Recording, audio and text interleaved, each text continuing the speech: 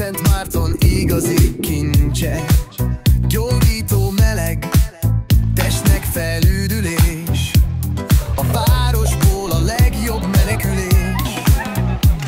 Csak 60 kilométer Budapesttől, itt viszont kijön sokkal kevesebből.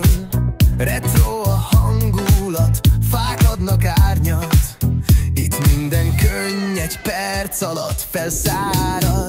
Strandunkon fürdesz, mint egy vicces fóka, helyeknek hétköznap féláron a móka. Jéghideg a sör, egy kis hekk a kézbe, ne állj meg otthon, gyere ki a fényre. Gyermek és felnőtt, mindenki jól érzi, a pancsolás öröm, nyáron jó így élni.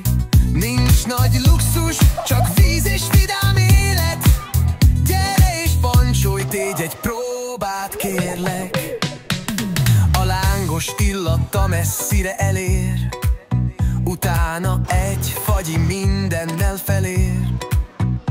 Törölköző lett terítve a füvön, nincs itt stressz, csak a nyugalom a köbön. Strandunkon fürdesz, mint egy vicces fóka, helyeknek hétköznap féláron a móka. Jéghideg a sör, egy kis hekk a kézbe, ne állj meg otthon, gyere ki a fényre.